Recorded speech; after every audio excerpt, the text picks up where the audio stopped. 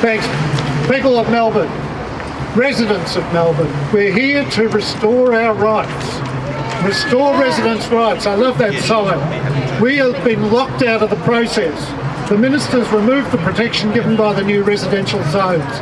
Now, I do have to give some credit to the previous government, particularly Matthew Guy, for having the guts to introduce these zones, and that he did consult with us, and it has been some success in those zones. This Minister, though, refuses to meet with representatives of planning groups. He listens to the growth industry. He listens to just the developers, the planners. Now,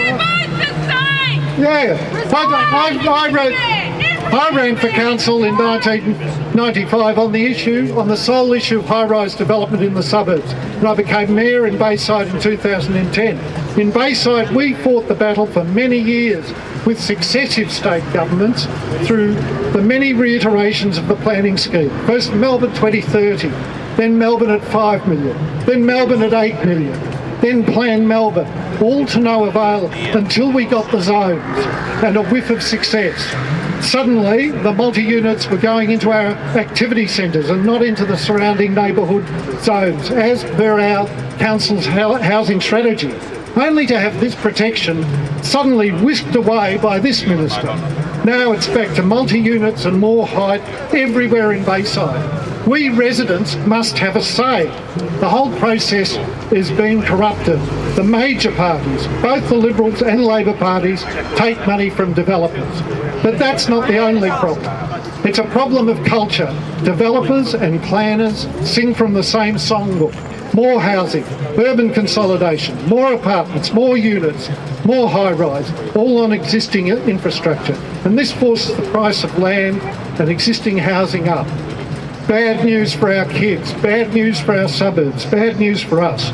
Good for investors, good for speculators, dramatic profits to be made. So this pressure makes property development and property speculation a government-protected industry.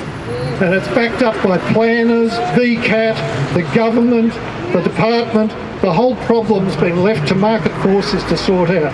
This is great for people who see housing as a way to make profits, but for a community, it's bad news. We lose all the things we value. And as a community of residents, we need to get our priorities right.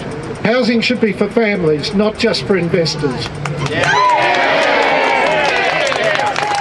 So I call on the opposition to stick to their promise just made here, that they will reinstate the zones as they were, even with our amendments we're suggesting. Absolutely, and go further.